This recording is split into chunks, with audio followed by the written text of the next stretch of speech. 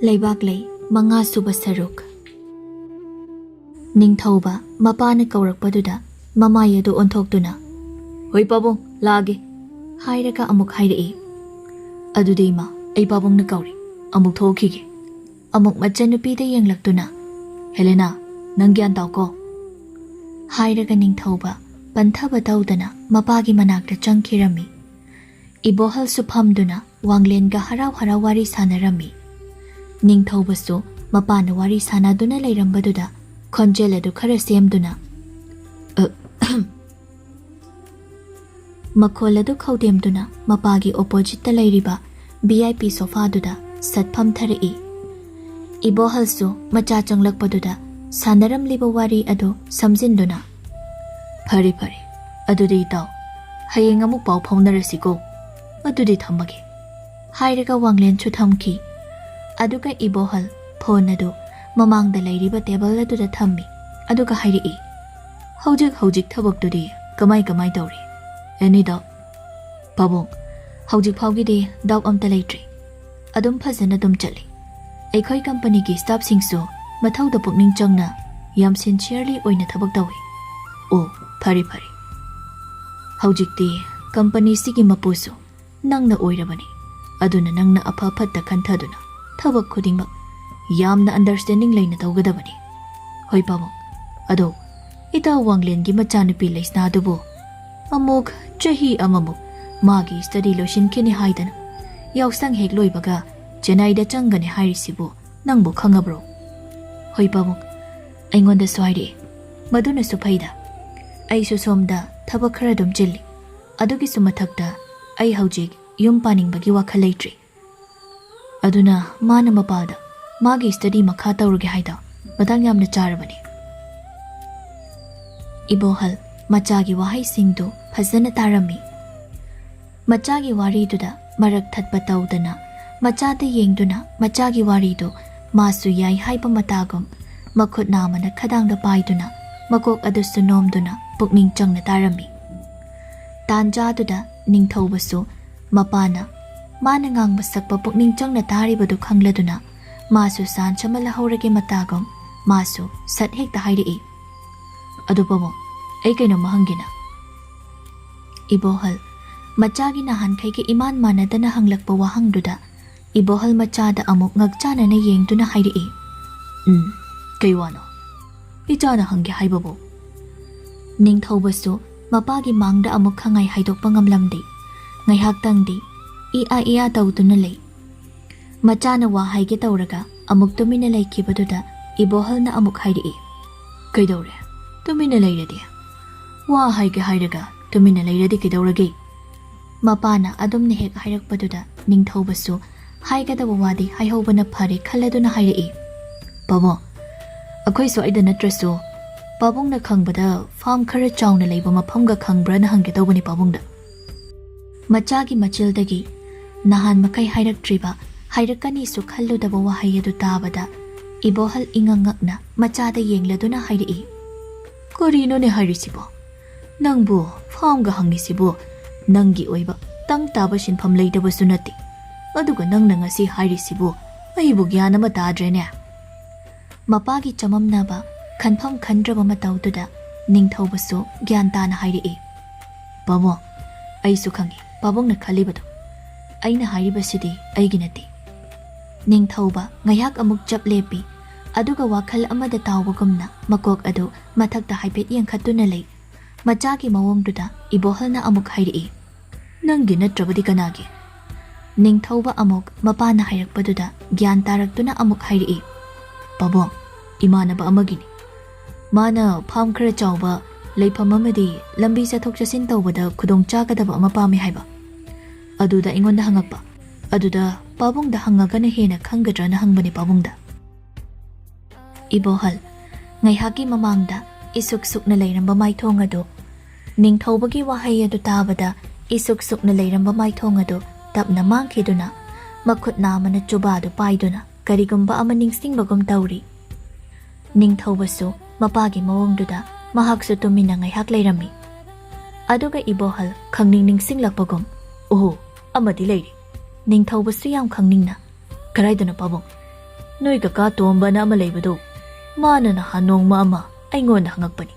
Magi phambudi natte. Makhoigi mari mata amagi oira male. Mana haibada phamadu yamna chawi hai. Aduga yum inkol su yawi hai. Madu punna lakh 15 da yonge hairambani. Adubu namanaba adubu kari interest no. Mana phamga yengningidubu kari aruba thabakinone. Mapagi wahai singduna Ningthoubagi masadu haifam dawam khangdaba mathong maram khangdaba ihulamaga loinana magi mihogi khongjal asum lepa leitana chongkhalaklammi. Aduga Ningthouba masadu ithak thakatna hairi pabo imanabado magi business ama tawgena khanbajani adugi oiramgani. Oh business kidamak phambu lauraga kari business pu tawgadoriba aduna chawkhatana kayam koina chawkhatoriba. Very interesting.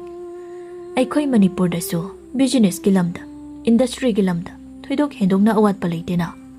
Computer technology ki matam sida unnecessary da phama ma lauraga business tawni na khalli bo wakhal duni ne aina yamna nga ibase. Mapa ki wahai aduna Ningthouba mara leiraba misak amagumna masado nena tana mapa ki nakta leiba phawba ngamsilaktri. Aduga amuk mapa da hairi pabo adubudi mi gi apamba haibaduni ado katom bu hegi lamdo kaino thongka haiba natro. Mani o adudi ai imana budu da paw mukta bibiki hairaga Ningthouba phat haugat ke dawi aduga ibohalna amuk khamai ngai khoni nangbo pham khone iba nang wanda wa khara haiki ge dawbani. Mapana khamak paduda Ningthouba su pham thari aduga amuk hairi baba kaiwano sini da warisi nang aigi ichani ipani ichabu yamna thajai ipani yadaba pamdaba thabak amada tawroi haiba nasagi thabak bu phajana confidence laina amadi yam sincere oina thabak khudingmak tawi haiba adubu masina masi oikri ipana hainingli nang angang machamak natrabani atopa lang phang khanbagi matam natrabani ida wanglengi machanpi leisna larik laisu matik chana hairabi literate person ni magum binupi mana imong sigi mau oiba haibasi aigi apambani nakhoi animak gyan tanaraba ngaktani mana handak hekjang kebaga chahi amamukti thoklaklaroi haibase nangsu khanglamlani aduna nakhoi anigi marakta misunderstanding lainadana yamna understanding lainana loinagadabani aina hairibase nang bhab taramgani khalli maraksida nakhoi anigi marakta karigumba misunderstanding laina hanba yaroi. Ningthouba yam serious oina tumin laiduna mapada amuk yenglakduna hoi pabo ai pabongge pamadu dawjagani aduni dana nupa macha haibaside tanja duda Helena changlei pabong tamo chak loire chana batawre sene imana hairakpani ibohal makhudang de siriba gari edu thangatuna yengi o pungshidi thenglamedana adudi bungo law chak cha thorasi hoi pabong hairaga Helena ga mapaga de changkhirami Ningthoubadi wakhal ngaihakti laitare haiba matagum sorama sangna honthajaduna mathanta momonok chaduna as aiso pabonggi mangda chopamnida kande chak hek tokpaga thoibada hayeng yenguna ba hairage hairaga Ningthouba su changkhirami somdana sakhiga thoibaga chak chana wari sanarami sakhi ising khara khajik thakchiladuna nangbu kai awal apa hapa khoge thoibasu chak adu chana wangang ba yade matagum hapa ano haiba matagum makok adu nomi aduga sakhi amuk machada hairi ibungo noigi office tubu kamai tawgi noigi boss tubu mi phabraba thoiba wangang ge matagum ising khara good launa thakchilli aduga hairi ma yamna phagrajani nahan aikhoi sida laklamba aina Ningthouba kawe haibado adu nemi aikhoi company gi boss haido oh ma oire noi gi boss ya aduga kai gi nangdi mangonda boss kaudriba mi na lana khalamoidro nangbo mi gi wangang sangang haibase yamna lubani ko masi khangna chatkadabani hoima aisu loina makhangi aikhoi boss to yam chambani aina mangonda boss kaubase office kak tamak ni kaurise adai matamdani mana kauba yade adugaima aikhoi Leibaklei hoina hotel ka phamba toise aikhoi boss Ningthoubana to ona to khalini Sakhi ngakna e mana di kari ge Leibaklei hoigi sel khara ina khunbada leibadu adu sumana loina singini aduga moigi hotel ashitoklaga mana phama ma leiraga nga gi pham khara chauna tawraga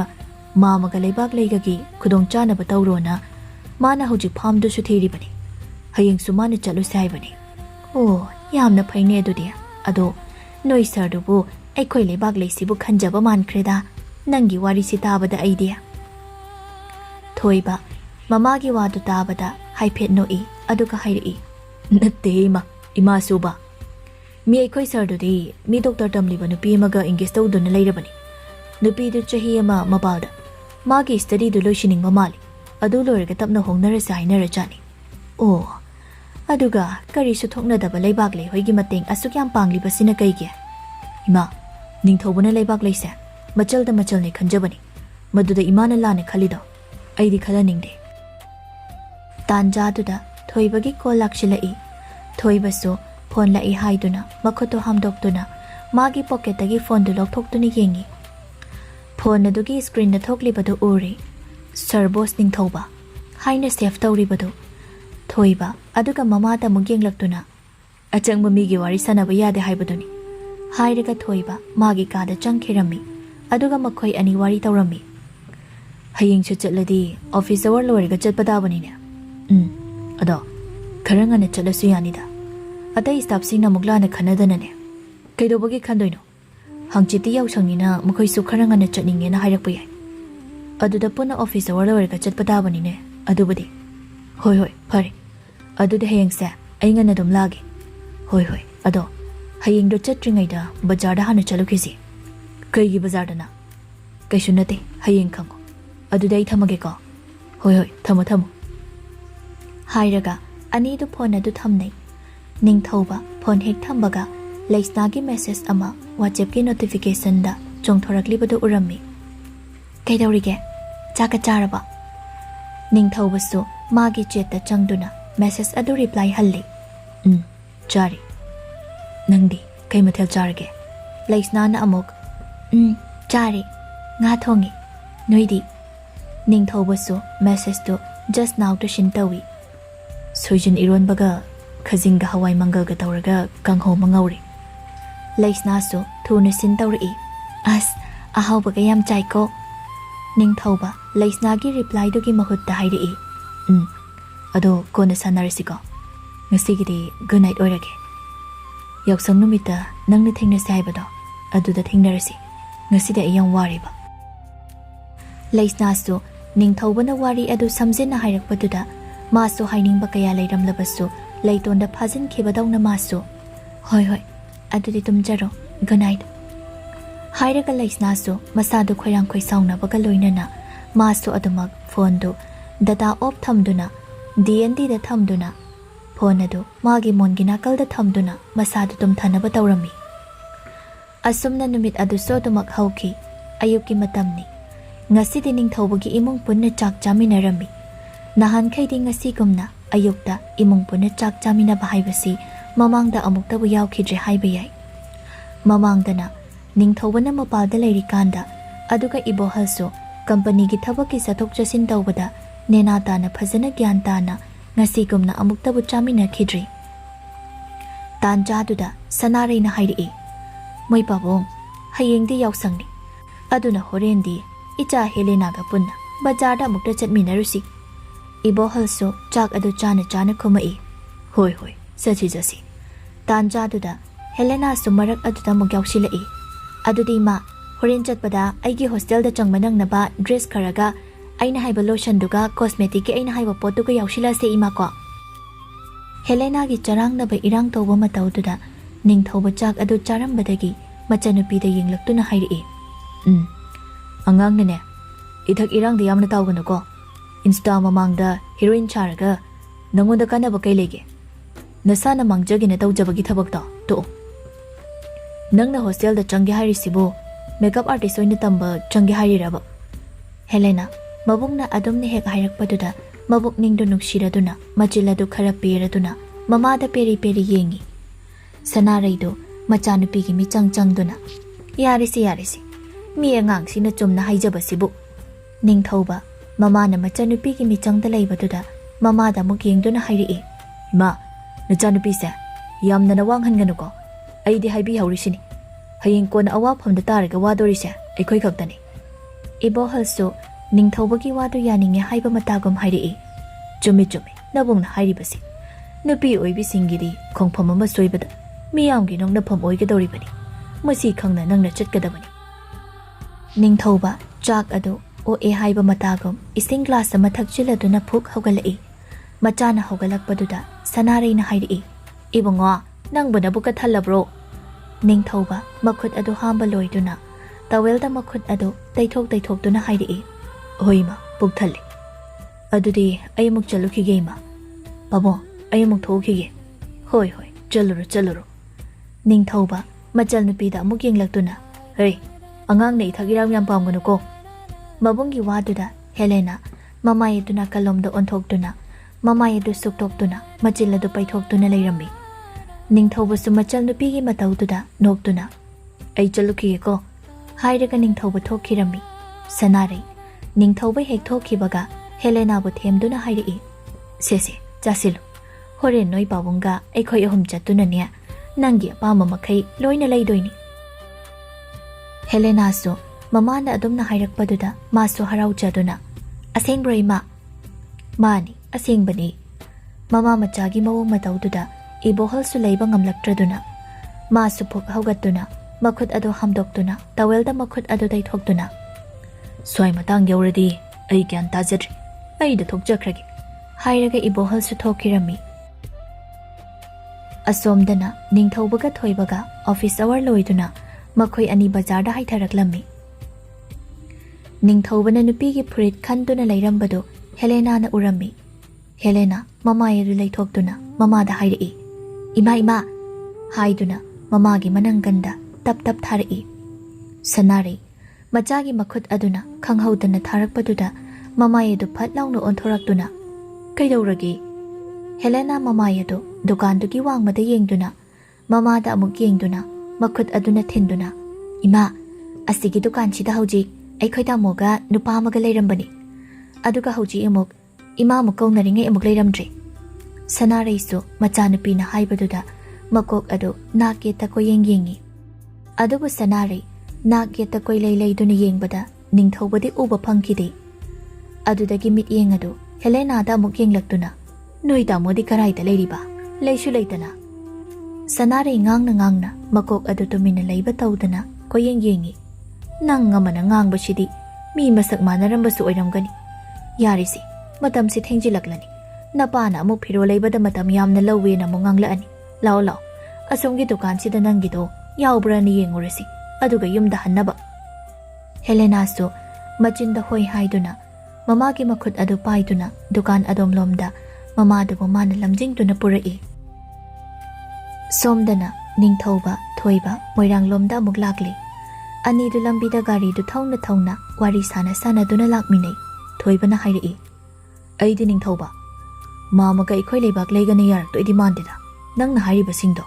Hoi, phamdubudi nangna hainadana yanari. Ado Leibaklei hoina makhoi gi lamda thadoktuna atopa maphamda yum hongdoktuna leise haibada yarakadaba mande. Thoibagi wahaisingdo taraga Ningthoujam nokphet tawi aduga hairi'i. Chumi thoiba. Makhoi gi yumado thadoktuna lakpa haibase moi khaktamaksu nate mi khudingmakini. Adubu mafam matamna yaraktrabada yumdabu nungsiyena yumdabu konduna thambadi kananasu thamnade. Yengo, aina haidi punchi haibase hanagi phibamda kanasu leiningde. Punchi sibu marik mahau thokna hingningba ngaktani. Aduna hanagi punchi mahingdagi anauba punchigi mahau khangnabagidamak pumnamakto ngamnaba hotnaba tabani. Sa uchek phauba aying asadagi ngakthokjanabane haidana koina chatuna amadagi amada arapada koiduna koipai paiduna makhoigi safagadaba mafam thiribaduni. Thoiba Ningthoujamgi wahaisingdu taraga makha tana ngangnabagi kannarare khalladuna nokphet tauduna. Hoi chumi aikhoi boss na haiba. Ningthoujam gari adu thauna thoibada haiphet yenglaktuna. Nangi haunabido muk tawraba. Thoibana aikhoi tawjadeko. Anido wari sana duna lakpana Leibaklei hoigi yum yaukiba khanghaude. Thoibana amuk karimnaduna Ekhoi boss ka wari sanabasidi ba arapa mafamsu hekta naklaboiningba Ningthoubana amuk thoibada nokmi yengduna yareko nangi choitrang patrang ngangbado amuk tawrabra adui saru ma mohi Leibaklei hoido leibri yengusu thoiba gari dudagi kumtha duna hairi kari gi leiramoidorino mina thaina dagi tawjarakpo hotel su nangna tokhanbire aduga hujikna kaidobagi leiramoidorino Ningthouba thoibagi waduda nokningba phaurammi adubu nokningba kaya leirasu nokningdaba saduna haniki matawgum hairi yarise nanga ngangna leiradi yararoi hairaga gari du lok tawsilamduna makhoi animak Leibaklei hoigi yumda changlai Leibaklei hoigi imongdo kanasu leitabagum ichikchi anido kanasu leiba udabaduda anido tingak yengnaduna lei aduga thoibana kawi Leibaklei mama kainuni kanamta leita chalo Ningthoubana sto hairi aidi ngasaina khangabani mashida nangna leiramni na ngai khoda amuka kaudani yengkisi kanana khangni manungda thabak tawdana taramdabaso hoini adu boiradi phaini aduni dana ani duna ngangnaringaida Leibaklei hathu yena kharamdagi makhut masadu leikhom itaiba makhai thoklai Leibaklei so Ningthoubaga thoibaga leirambaduda ingak ngakboi ikaiboi tawduna khongthang adu khara khajik tapthaduna mamit aduna Ningthoubada kithikiram tawduna makhoigi manakta changlaktuna thoibada hairi ta thoiba ani du chapmana na phatlangno onthori Ningthouba ngaihaktang Leibaklei gi matawdo mitkupta makhai yengduna lei thoibana amukhomi Leibaklei nangdi ngasai makhai karai da leiriba ai su phana kanna di kaubane kaino nakhuna saduna leikhongwakta tairiduna Leibaklei ikaina Ningthoubada amuk yengduna amuk thoibada yenglaktuna ta thoiba aido hayengdi yawsangnina yena khada khana Leibak kairina santhiga leikhomga tawraga tairubani lao mangolda kakhalao thoibana Leibaklei gi leikhom taibadu ubada nungaitraduna hairi hoi nangbu thabaktubu loirabro loiradi nakudo hamto uradana Leibaklei su thoibana hairakpaduda masadu ithak thakatna hoi loibadi loire adudi ai khocha hamtokhige aduga chalolake hoine chaga thaktrasu yaida hairaga Ningthoubada haifet yengi karigino thakigadabani ai khocha amukta hamtokhige hoi hairaga Leibaklei thoki Ningthoubadi thoiba Leibaklei gi matawduda mathanta nokmi tawduna leirammi Ningthoubagi mawong adu thoibana khangladuna korino mung nokpet kadawbiri sibo Ningthoubagi minok adu khangan hanjinduna kashudode aibu kaidawradana ado mama hidi ude mama bu leitaba jalo amadusu Ningthoubagi khongloina haibada inop noptaba mini leitrasu kaidawrage Ningthouba thoibada karino haiba matagam yengai tanjaduda Leibaklei su makhut hamba loiduna changlai aduga Ningthoubada amuk ikaina yengduna magi phanek ado khara kaukhatna setlibado khara khaji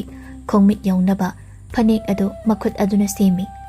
Leibaklei gi ikaina ingawngau chaba matawduda Ningthouba Leibaklei da nungsiba minoka loina na yenglai aduga thoibana hairi Leibaklei kaidorogi aduda lepaga leirade noi mamadi bazar da kakibani hayeng yawsangnena o ado ai chalo lukhige tanjaduda Ningthoubana hairi yarni nangwanabani tawrano Ningthoubagi waduda thoiba Ningthoubada yengduna mathanta khanjarami mana tawrisi yenguni ai gyan tadiba luhongnaba matamsu lepaga manaraba mana tawrisi Leibaklei se mana khalisibu kaino ichanni de hai adubu tawthorakpasina machanda yengbaga iman manadana yengba amadi uri Ningthouba nakalda ki pek tawraga purakpa furit adu Leibaklei da pi se nangini Leibaklei Ningthoubada yam ngakna yengi Ningthouba phat hawgalaktuna se ikaigana aina hayeng yawsangi ichalgi damakta leirakpani Leibaklei ikaibana furit adu lawsilamde thoibana tanjadu da hairi Leibaklei ikairona lawsilam dabungda pirido hairaga Ningthoubada yenglai Ningthoubasu Thoibana yenglakliba mityengdo khangladuna sese lawsilo ngasigidi aikoi suhanaba tawrage ngahak leiradi thengjilaklani Thoiba so hogalaktuna adudi Leibaklei aikoi muk thokige Ningthouba kainom khangning ningsinglakpagum Leibaklei aise kainom haige dawbani noi mama leiramadi nungai gadabani ado nangonda hairabasu kaibudi kaide Haujik Thoibaga aiga noigi pham yengba chatlubani mafamdu yamna peaceful oini thajai Yumsu pham-duga yauraga lakh 15 haibani ado khara hendok henjin taunaraga lakh 16 da yanari ado ngasidi mama leitrabani na phari nangna su wase aina sumaina hairamina tamu aisu nongnini sigi manungda amuk lake yausang koiboina tanja duda Thoibana numit chisu tasilak tawrine tawrise Ningthouba Thoibada amuk yenglaktuna adudi Leibaklei ngasigidi chaleko Leibaklei suma khola du tanikna hoi Thoiba lao thosi hairaga Ningthoubaga Thoibaga punna thokherami Leibaklei su makhoina chatkiba maikai adu yengduna lehawi aduga Ningthoubana piramliba phurit adu kai machuno haina yengninglammi amuksu wakhalda khanjai magi sibu aingonda kari khali chano machindadi machalamada haigadaba wa adum hai aduga tawthoklakpa magi mitengna yengdi machalamada yengba mitengdi mandeda Leibaklei amuk mathanda wahang kaya hanglaba matungda mathanda momon minok tawjaduna khangdreda magi mawngsi natraga aina wakal henjina khanjin pagisu oiramnida tanjaduda tolensu bazardagi halaklammi tolendo bazar chatlubagi masado taptaraba mali pot mayom kharaga masadu ichok thana uri aduga Leibaklei magi mamagi potyom singdu paibirami makhut oina Ningthoubana piramba phurit adu paina makhut yetna amuk pot chingdu pairami Tolen Wari haipa matagom Mangolda leiriba tol tekli tawriba duda sat launi hekta phamthei aduga makhutuna pairiba ngadu nakalda thamduna hairi bazar ne na tawriduna haying yausang ne na mi sine kri ine ahal oiraba ikhoina ka chatlaiba yaba nati shorbu phungatlaga aidi sidoiba bu malurabani ehe mamana leirakliba phiroldabu nang namu pamde haigadra khangde aisu ichana pakjagani khallaga leirakpani noi haujikangi phurit phirol leibase noi mam hoidi khanbaga haidene Leibaklei na pairiba pek tawba phurit adu uraduna amuk hairi nang nanga saidagi nakuna dom paiduna leiriba pot adu bukarino ne Leibaklei ithak takatna pot aduda amuk yengduna mama kari sunateda hairaga tolengina kanda leiriba tuladuda phamtharaktuna mama na halakringaida imphaldagina haiba aikhoigi pham yengbine na hairamba ta thoibagi boss nega haibado laklami ta thoibaga aduda mana pirambani tolen masadu ipat pathana leirambadu Ningthouba palakpaduda tolen masadu khanghaudana ahingi ayingba liklana thinglakpagum masadu itek khalakpagum tawrami aduga mana makha muktari o aiga thingna hodabasi onthok nungai khidrada imphal gi ibungodo onthok na su phakreda magi mawngse aise amuksu singnarini ni Leibaklei su yamna khangning na hairi mama karigino tolensu machagi matau yengi matagum hairi aidi mase mana ikhoigi mating pangli base aidi magi se ichada wakhalama khallaga pangi ba mali banini Leibaklei tolengi phagi duda Leibaklei ikai boy mamai du thangat pangamda phuk haugatuna aikhoi mama sidi hairaga Leibaklei magi kada changkhirami tolen chu wakhal nungaina nokchaduna Leibaklei gi mataududa hairi nangbu pot mayam sibu pusilamdren hei ikaira malene tawrisa haigumna chana ne imphagi ibungoduna aikhoi Leibaklei da pamjaramlabadi aikhoi gi dikaya da laibak phakradaba ichase piklingai dagi awabana masaruk oijaraklabani kanade namit chesu tasilak tawri nga se sembiruragi horen aikhoi Leibaklei na hauna thongjanaba hairaga pochai da posinduna imongda changkhirami Leibaklei magi mamana leirakpado hana yengdabida Ningthoubana pirakpa phurit adu hana yenglammi phurit adu light pink machuni Machudu Leibaklei onthokna pakjaba chanaba haibadu oirammi. Leibaklei makhoi dressing table leitabana magi upu macha amagi mathakta leiriba mingsel adu lauduna mamai gi saruk phauba phajana ugi phangdaba mingsel adu mamai do amuk ge phurito amuk geng tawduna yamna wana yenglammi aduga masana phajare mangonda pakjare khanjaduna mingsel adu thamduna machinda kari no kharasu sonjarami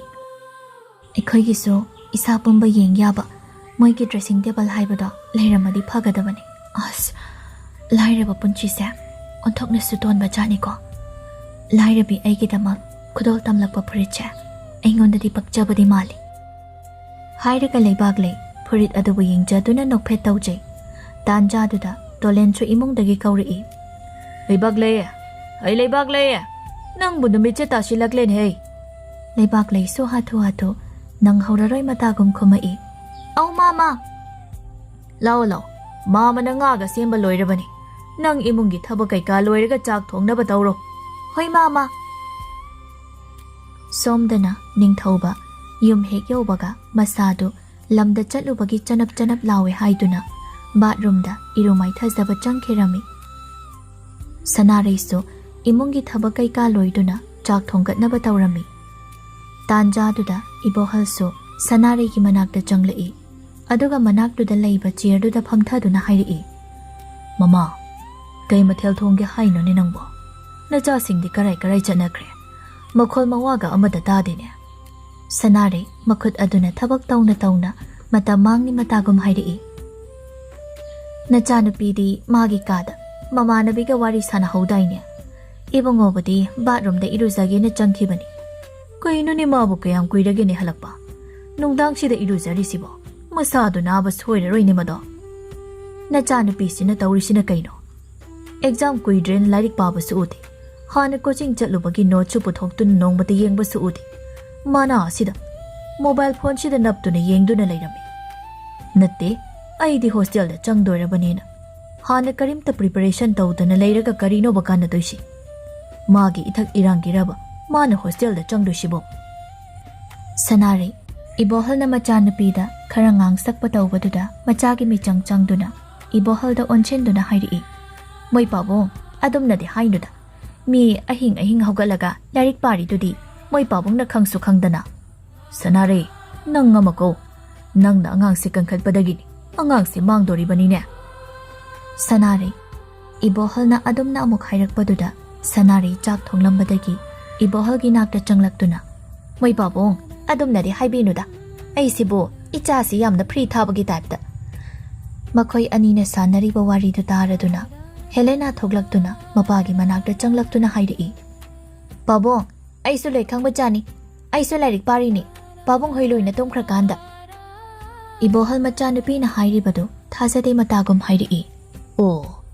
ai khoi tomkhraga ichadi lairik ka yamna pari jani ne Helena mana hairi badu thajabide haiduna machindo haipet paithokduna